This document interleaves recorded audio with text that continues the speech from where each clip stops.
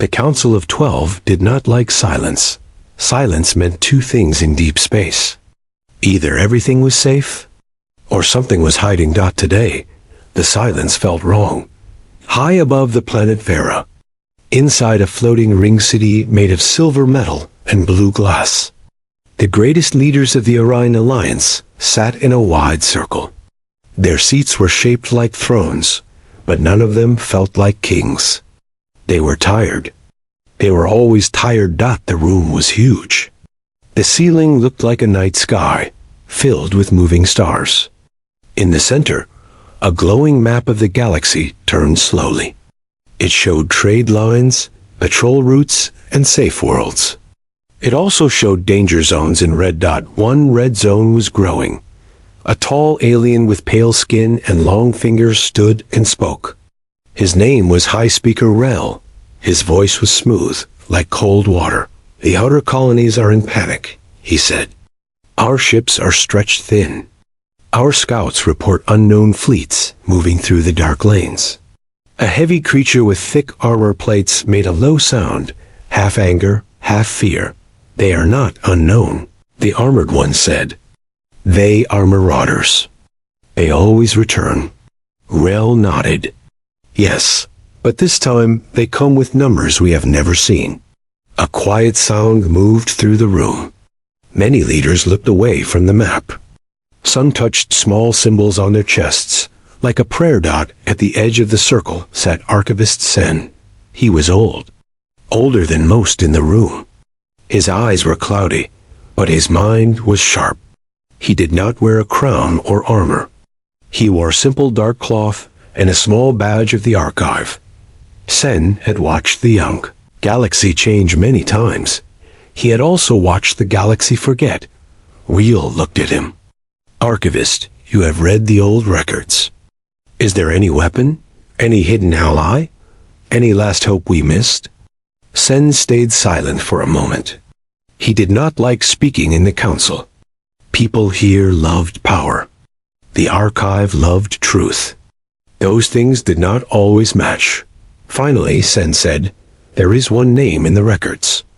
A name most of you do not believe." The armored leader gave a short laugh. "Here we go again."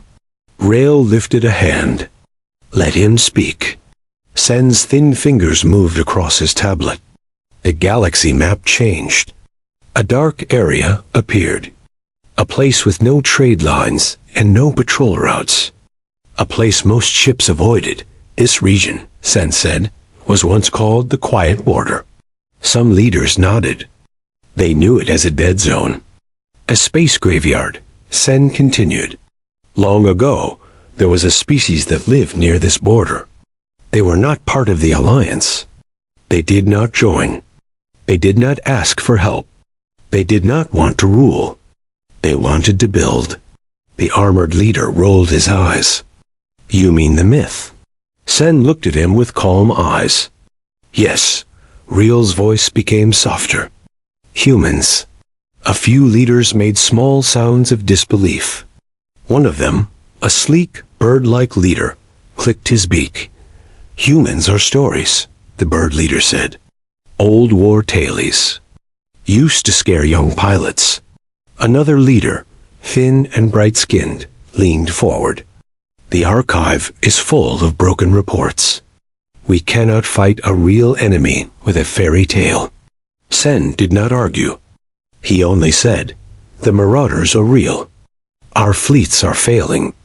If you want hope, you must be willing to look at things you do not like." Rail tapped the air, and the map zoomed into a small point in the quiet border. The point was marked with an old symbol. Not Alliance. Not Marauder. Something else. Sen's voice lowered. "This is where the humans disappeared. Not destroyed. Not defeated. They left." The armored leader leaned back. "Or they died. Like all weak things." Sen's eyes narrowed just slightly. "The record does not say they were weak." The room became quiet again. Even the stars on the ceiling seemed to move slower. Reel spoke carefully. Archivist, you are suggesting we contact a dead species. Sen nodded once. I am suggesting we try. The bird leader laughed. And how do we do that? Send a prayer into empty space? Sen looked at the galaxy map and said, we do it the human way. Real blinked. What does that mean? Sen's fingers moved again. A new file opened. It was old. Very old. The language was strange, but the archive had translated it long ago. It means, Sen said, we send a signal. A simple call. A desperate call. Rael's face stayed calm, but his eyes showed stress. Desperate calls can bring desperate answers. Sen gave a small nod. Yes. For a moment, no one spoke. Then, the alarm lights flashed. A sharp tone filled the council room. A hologram appeared above the center map. It showed a live feed from the outer defense station. Black space, drifting ice, and a line of Alliance ships. The ships looked small and tired. Then the feed zoomed out, and the council saw it. The Marauder fleet. It was not a fleet. It was a storm made of metal. Hundreds of ships, shaped like jagged bones, moving together like a living thing. Their engines glowed a sick orange. Their weapons were already charged. Behind them, something larger moved like a shadow. Riel's voice became hard. How close? A young officer on the hologram swallowed. 3 hours, High Speaker. Maybe less. The armored leader stood. We must withdraw. Save the core worlds. The bird leader snapped. We cannot save them all. Sen watched the feed. His hands did not shake, but his heart felt heavy. He had seen this before, in other forms, in other ages. The galaxy repeating its worst lessons. Riel turned to Sen. If we send this signal, where do we send it? Sen pointed to the quiet border. There is an old relay line. It was shut down after the last human record. But pieces remain. We can boost a message through it. It will be weak. But humans, if they exist, will hear it. The bright-skinned leader frowned. And what do we say? Please help? Sen nodded. Yes. The armored leader slammed a fist into the air. This is madness. Riel did not shout. He only said, madness is fighting a storm with a cracked shield. Then Riel looked around the circle. We try the archive plan. If humans are real, we may live. If not, we die anyway. No one liked it, but no one had a better plan. Riel turned to the officer on the hologram. Prepare the signal chamber. Use every power cell we have. Send the message through the old line. The officer looked confused. To whom? Riel paused. His voice was steady, but the words carried weight. To the humans. Minutes later, far below the council chamber, inside a deep communications vault, engineers ran between tall towers of old machines. The walls were thick. The air smelled like hot metal and dust. A signal technician named Lyra stood at the main console. Her hands moved fast, but her eyes kept drifting to the warning screen showing Marauder. Approach time. 2 hours and 40 minutes. Her throat felt dry. A small speaker device sat on the console. It was connected to the relay booster. The archive had already loaded a basic translation pattern. Simple words, simple meaning. No politics. No pride. Just truth. Lyra pressed the record key. For 1 second, she did not speak. She wanted to sound brave. She wanted to sound worthy, but she was not brave. She was scared. So she told the truth. This is the Orion Alliance, she said, voice shaking slightly. We are under attack. We are losing. We do not know who else to call. She looked at the timer. 2 hours and 34 minutes. She continued, forcing her voice to stay clear. If you are out there, if you are real, please hear this. Please answer. She swallowed. We need help. Then she added something she did not plan. Something that felt like a small knife in the chest. They thought you were myths. But we are praying you are not. She stopped recording. The machine hummed. Power flowed into the booster. Lights turned from blue to white. The relay line opened like an old door. The message left the station as a thin beam of sound and light, racing into the quiet border, into the dark, into the place where nothing answered for centuries. Lyra stared at the empty signal monitor. A small dot showed the message traveling farther and farther away. Her lips moved silently. Please. Above her, the council watched the Marauder storm move closer, and far beyond all their maps. In a silent region of space no one visited, something ancient heard a whisper. Not a threat, not a challenge. A call. A desperate call. And in the dark, a sleeping system woke up. A single line of text appeared on a human-made screen, glowing softly after years of silence. Incoming message received. Priority. Extinction level. Protocol. Armada awaken. The screen's light reflected on metal walls. Dust drifted in the air, floating like tiny stars. Somewhere inside that silent base, a deep engine made its first sound. A slow, patient sound, like a giant opening its eyes. And the galaxy, still believing in myths, did not yet understand what it had just awakened. The human facility did not wake all at once. That it woke in layers. Deep inside the silent structure, old lights flickered. Dust floated through long halls where no footsteps had walked for centuries. Machines that once slept without dreams began to think again. The message echoed through the system. Not loud, not urgent, but clear. A warning. In the heart of the base, a large circular chamber came to life. Screens turned on one by one. Symbols appeared, sharp and clean, written in a language no alien had ever spoken. Human language. At the center of the chamber stood a single chair. It was not a throne. It was simple. Metal and fabric. Built for long hours, not for pride. The chair was empty. For a moment, nothing happened. Then the floor hissed softly. A section of the wall slid open, revealing a long chamber filled with tall glass pods. Inside each pod floated a human figure. Men, women, old, young, all still, all silent. They were not dead. They were waiting. One pod began to glow. Liquid drained away. The glass opened with a slow sound.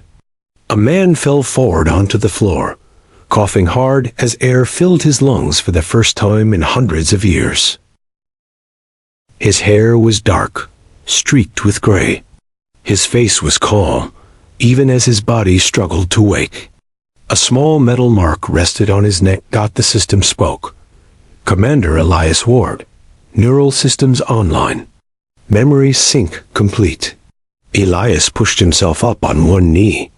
His eyes focused fast. Too fast for someone just awakened. How long? He asked. The voice answered. Time since last activation.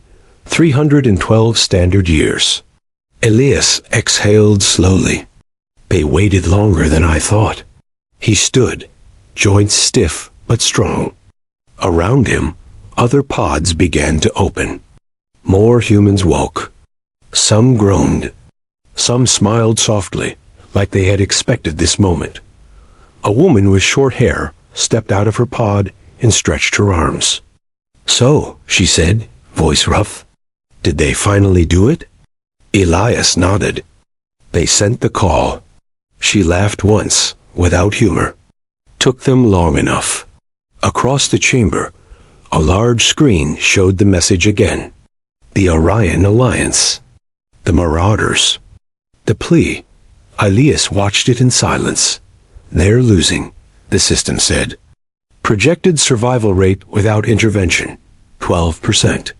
The woman folded her arms. 12 is generous. Elias turned toward the chair in the center of the room and sat down. The moment he did, the chamber reacted. Holograms appeared around him. Star maps, fleet positions. Enemy movement. Human fleets, sleeping fleets, hidden across deep space, inside asteroids, under dead stars, beyond normal sensors. Thousands of ships. Not shining. Not loud. Not proud. Just ready. The woman looked at the display and whistled softly. Still beautiful. Elias did not smile. Still dangerous. Another human stepped forward, older, with calm eyes. The galaxy forgot us. Elias nodded. We made sure of that. Long ago, humans had learned a hard truth. If the galaxy feared them, it would unite against them. If the galaxy forgot them, it would repeat its mistakes. So humans left, not in defeat. Not in fear. In patience. They watched from the dark. They built quiet systems. They placed guardians near dangerous borders. And they promised themselves one rule: never interfere unless the galaxy asked. Now, it had asked. Elias stood. Wake the admirals. The system paused. Are you certain? Full activation cannot be undone. Elias looked at the message again. At the fear in the alien voice. At the word please. Yes, he said. Wake them all. Across the base, alarms did not scream. They hummed, soft, controlled. Human alarms were made to calm. Not panic. More pods opened. More humans rose. In another section of the base, massive doors unlocked. Beyond them rested ships unlike anything in the Orion Alliance. Smooth shapes. Dark hulls. No glowing weapons. They were not made to scare. They were made to win. Far away, in the Orion Alliance capital, the Council waited. The Marauder fleet was now less than 2 hours away. Defensive lines were breaking. Reports flooded the chamber. Outer station destroyed. Third Fleet lost contact. Evacuation failing. The armored leader sat heavily, his earlier anger gone. We should never have waited. Rail said nothing. His eyes stayed on the signal status display. Still no answer. Archivist Sen closed his eyes. He had hoped. He had believed. But belief did not stop fleets. Then a young officer rushed into the chamber, eyes wide. High Speaker! She shouted. We are receiving something massive. Real stood. From the Marauders? The officer shook her head slowly. No, she swallowed. From the quiet border. The room froze. The galaxy map changed. A new signal appeared. Then another. Then dozens. Then hundreds. They were moving fast. Faster than any known drive. The bird leader whispered, That's not possible. Archivist Sen smiled for the first time in many years. Real's voice was tight. Can we identify them? The officer nodded, fingers shaking as she read the data. No Alliance markings. No Marauder design. She hesitated, but the signal signature matches the old archive files. Rail turned slowly toward Sen. Sen opened his eyes. Humans, he said softly. The council chamber filled with overlapping sounds. Shock, fear, hope. On the main screen, the first human ship dropped out of silent travel. It was enormous. Not sharp. Not cruel. Just solid. Calm. Certain. A single message transmitted across all channels. No encryption. No threat. Simple words. This is Human Fleet Command, the voice said. Calm. Clear. Human. We heard your call. The Marauder storm slowed. Their ships shifted, confused. They had never planned for this. Real felt his chest tighten. They're real. Archivist Sen nodded. They always were. Far across the stars, Commander Elias Ward watched the alien fleet and the enemy beyond them. He leaned forward slightly. Deploy the first line, he said. No mercy for the Marauders. The woman beside him smirked. And for the rest of the galaxy? Ilias's eyes were steady. We protect them, he said. Even if they don't understand us yet. Human ships began to move.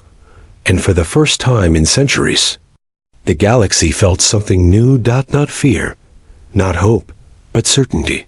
The myths had returned. And this time, they were not leaving. The Marauders had never known doubt. They were born in war, raised in fire, and fed by fear. Every fleet they faced either ran or burned.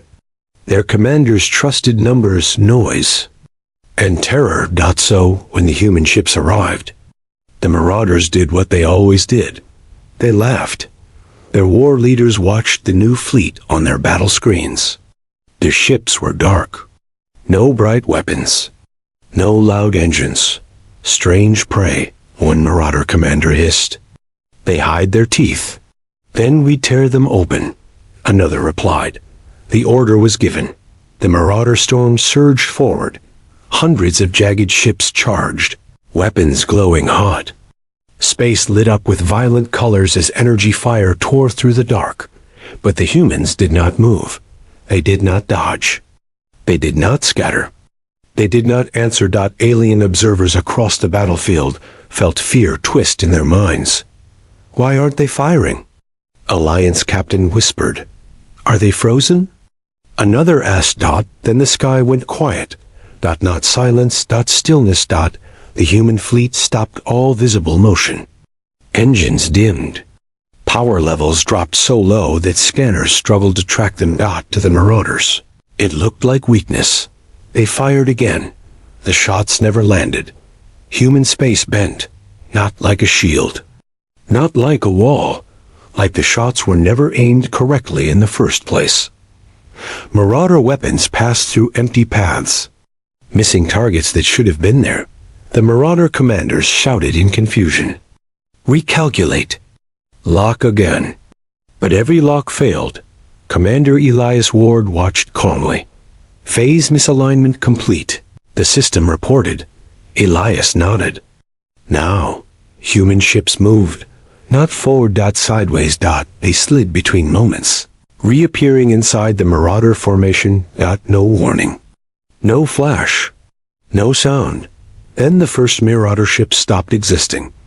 Not exploded. Gone. Its systems shut down in the same instant. Power, life support, weapons, everything dead.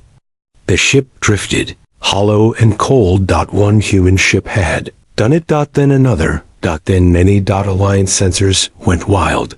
They're not destroying them. An officer cried. They're turning them off.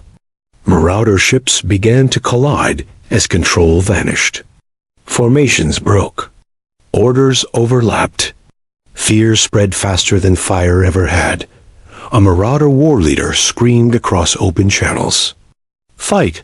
They bleed like all others. He never finished the sentence. A human ship passed near his command vessel. A soft pulse touched the hull. The Marauder ship went dark. Commander Elias leaned back slightly. Target command cores only. Let them see. The woman beside him raised an eyebrow. Mercy? No, Elias replied. Education. Across the battlefield, Alliance ships watched in stunned silence. They had spent decades perfecting weapons. Humans had perfected endings. Then something changed. From the back of the Marauder storm, the shadow moved forward. Even the humans noticed it. The system spoke. Warning. Unknown mass. Unknown energy. The shape was massive. Larger than any ship the Alliance had ever recorded. Its surface shifted like living armor. The old enemy. The one the archive barely described. Archivist Sen felt his breath catch as the image filled the console screen. The Devourer. The name spread like poison. The Devourer was not a species. It was a weapon. A living war machine built to erase entire civilizations. The Marauders had never controlled it. They only followed it. Alliance ships panicked. Nothing can stop that. Commander Elias stood. Pull human ships back, he ordered. The woman looked at him sharply. Back? Yes, Elias said calmly. Let it see us. The human fleet formed a single line. No fear. No retreat. The devourer opened, not weapons, a mouth. Space screamed as gravity twisted. Debris, disabled ships, even light bent toward it. Alliance captains cried out. We're being pulled in. Human ships held position. Elias placed both hands on the console. Activate anchor protocol. The system responded. Protocol active. Human ships locked themselves to space itself. The devourer strained for the first time in its long existence. It met resistance. Then Elias gave the final order. Send the message. A single human signal broadcast across all frequencies. Not loud. Not angry. Just words. You were built to destroy, Elias said. We were built to stop things like you. The devourer reacted. It turned. It focused. It attacked the humans directly. And that was its mistake. Human ships lit up. Not with weapons. With intent. A focused field. Wrapped around the devourer, pinning it in place. Space folded inward, tighter and tighter. The devourer fought. Stars dimmed. Gravity howled. Then, slowly, it began to shrink. Collapse. Not destroyed. Contained. A human prison. Designed long ago for monsters that could not be killed. Silence returned. Real silence. This time, Alliance sensors showed it clearly. The Marauder storm was broken. Their ships were drifting, powerless. The Devourer was gone. The battlefield belonged to humanity. In the council chamber. No one spoke. Archivist Sen whispered, "They didn't just save us." Rel nodded slowly. "They ended a nightmare." Across space, Commander Elias watched the defeated enemy. "Send aid to the Alliance fleets," he said. "Repair their ships, stabilize their people." The woman smiled faintly. "They feared us once." Elias's eyes softened. "They still might." He looked at the stars. "That's fine," he said quietly. "Fear keeps people awake."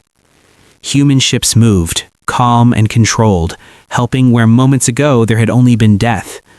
And across the galaxy, a new truth spread faster than fear ever had. Humans did not come to conquer. They came to make sure no one else could. And the sky, once loud with war, stayed quiet, because humanity was watching. The battle was over, but no one celebrated.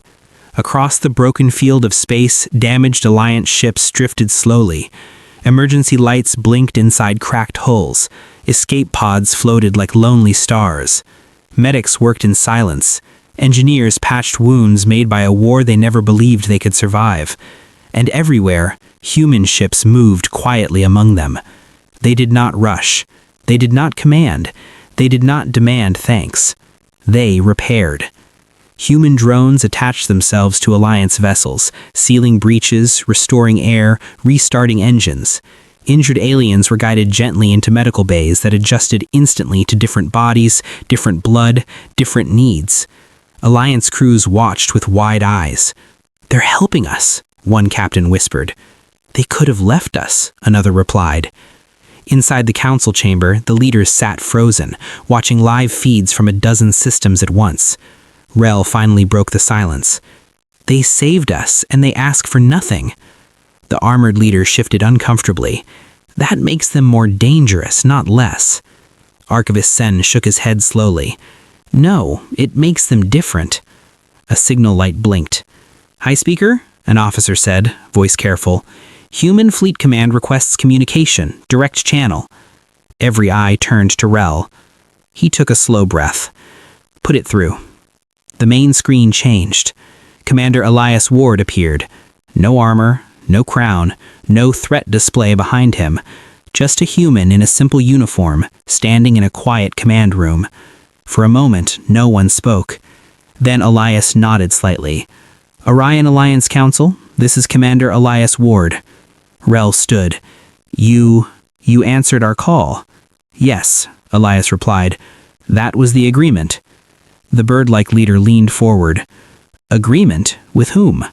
With the galaxy, Elias said. Long ago.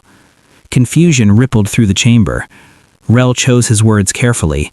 Why hide? Why vanish for centuries? Elias did not answer right away. His eyes moved briefly to the side, to something only he could see. When humans first reached the stars, he said, we thought we were alone. Some council members nodded. They remembered those early stories.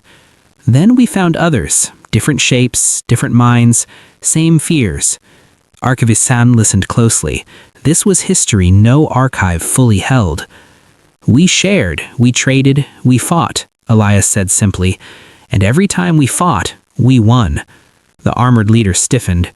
And every time we won, Elias went on, the galaxy learned to fear us. The room stayed silent. So we asked ourselves a question, one simple question. His gaze returned to the council. What happens when fear becomes unity? No one answered. Elias did it for them. Everyone turns on the thing they fear most. Rel's voice was quiet. You? Yes, us. The bright-skinned leader spoke slowly. So you left to save yourselves? Elias shook his head. We left to save everyone else. He stepped aside. The screen showed old recordings, ancient battles, human ships standing between smaller civilizations and extinction-level threats. We learned something early, Elias said. If humans stayed visible, the galaxy would never stop preparing to fight us. The bird leader whispered, and that would never end. Correct, Elias said.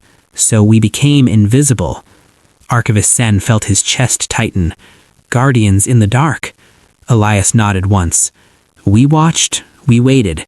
We intervened only when the alternative was extinction. The armored leader crossed his arms. And now? Now, Elias said, the galaxy asked. Rel lowered his head slightly, a gesture of respect few had ever seen him give. Then hear our question, Rel said. What do you want? For the first time, Elias looked surprised. We don't want your worlds. We don't want your fleets. We don't want your loyalty. Then why stay? The bird leader asked. Elias's expression softened. Because if we leave again, he said, someone else will build another devourer. The name made the room tense. And next time, Elias added, you may not survive long enough to send a call. The council understood. Human ships were not just weapons, they were warnings. A junior council member, young and shaking, spoke without permission. Are we safe now? Elias looked directly at him. You are safe today. Tomorrow depends on what you learn from today. Silence followed. Then Rel asked the question no one else dared. What if one day we fear you again? Elias did not look offended. He looked tired. Then we will step back into the dark, he said, like before. Archivist Sen felt something heavy lift from his chest. You trust us, Sen said softly. Elias met his eyes through the screen. No, he said honestly. We trust time. The channel closed. Across the galaxy, human ships continued their work. They shared data, they fixed defenses, they helped rebuild, and they watched. Across Alliance space, the broken moon became a symbol. News channels replayed the explosion again and again. Commentators argued. Leaders blamed each other. Fear found new words. Human influence, human secrets, human danger. On some worlds, protests filled the streets. On others, fleets were quietly repositioned. And humans noticed everything. Commander Elias Ward stood in the observation deck, watching stars slide past as his ship moved toward the damaged system. Around him, the crew worked in silence. They're scared, the woman beside him said, and scared people don't think. They never have, Elias replied. The response team arrived at the shattered moon within hours. Human containment fields wrapped the debris, stopping further collapse. Medical ships pulled survivors from the void. Human medics worked beside alien doctors without orders or banners. A wounded Alliance officer grabbed Elias's arm as he passed. You knew this would happen, the officer accused weakly. You gave us power we weren't ready for. Elias did not pull away. We didn't give it, he said. You took fragments. That's the same thing. No, Elias said quietly. It never is. Despite the help, anger continued to grow. In the council chamber, emergency session lights burned red. Rel looked older than he had after the war. Multiple worlds are demanding limits on human movement, he said. Some demand full withdrawal. Archivist Sen closed his eyes. Too soon. The armored leader slammed his fist down. They are too powerful. Even if they mean well, they are a threat. Sen looked at him. So is fire. So is gravity. So is time. The leader snarled. You cannot negotiate with a force of nature. Sen replied softly. No, but you can learn to live with it. Before the argument could continue, the chamber doors opened. A human delegation entered. Not soldiers, not admirals, just 3 humans in simple uniforms. Commander Elias walked at the center. Every voice died. Rel stood slowly. You were not summoned. Elias nodded. We know. The tension was thick enough to feel. We came, Elias said, because the galaxy is about to make a mistake. The armored leader rose. How dare you? Elias raised one hand. Not in threat, in warning. We will not stop you, whatever decision you make. The chamber stilled. But you deserve honesty, Elias continued. If you ask us to leave, we will. Shock rippled through the council. Rel stared. Just leave? Yes, Elias said. We have done it before. The bird leader leaned forward. And when the next devourer comes? Elias met his gaze. Then you will face it alone. Silence crushed the room. Sen spoke carefully. Is this punishment? Elias shook his head. No, it's respect. He stepped forward. We cannot protect a galaxy that fears us more than extinction. Rel's voice broke slightly. And if we ask you to stay? Elias did not answer immediately. When humans stay, we change things just by existing. Technology accelerates, power shifts, balance breaks. The council listened, helplessly. You call it safety, Elias said. History calls it dependence. The armored leader whispered, so what's the right choice? Elias looked around the chamber, at the leaders, at the fear behind their authority. That, he said, is the one choice humans cannot make for you. The human delegation turned and left. No threats, no promises, just absence. Across Alliance space, human ships slowed. Some turned away from core worlds. Observation posts dimmed their lights. The galaxy held its breath. On a distant human vessel, the woman watched withdrawal orders populate the system. They're really going to do it, she said quietly. Elias nodded. They have to choose. And if they choose wrong? Elias stared into the stars. Then they will learn, like we did. Back on Terralus, the alien child looked up again at the sky. This time, the human ship was gone. The child felt something strange in their chest. Not relief, not fear. Loss. That night, the council voted. Not in unity, not in confidence, but in fear of fear itself. A single message was sent across all channels. To Alliance Fleet Command, the Orion Alliance requests continued presence, limited, observed, as partners, not guardians. The message traveled fast. On Elias's command ship, the system displayed it silently. The woman exhaled. They blinked. Elias closed his eyes. Yes, but only once. He opened them again, resolve settling in. Set new protocols, he ordered. No silent watching, no hidden power. The crew looked at him. We stay visible, accountable, human. The ships adjusted course, not back into shadows, but into shared space. Across the galaxy, leaders felt something shift. Not safety, not fear, responsibility. And somewhere deep in space, an ancient containment field held steady, because humanity was still there, watching, waiting, hoping the galaxy would not need to blink again. The galaxy did not change in one day. It changed slowly, quietly, like a scar learning how to heal. Human ships remained, but they no longer stayed in the dark. They docked at Alliance stations. Their crews walked openly among other species. They shared food, stories, and limits. For the first time, humans placed rules on themselves. No hidden fleets, no silent weapons, no decisions made alone. Some humans did not like it. On a human outpost near the quiet border, an officer spoke in frustration. "We are exposing ourselves again. This is how it ended last time." Commander Elias listened without anger. "Yes, and hiding is how it almost ended everything." The officer frowned. "So what are we now?" Elias answered without hesitation. "Neighbors." That word spread. Not guardians, not myths, not gods.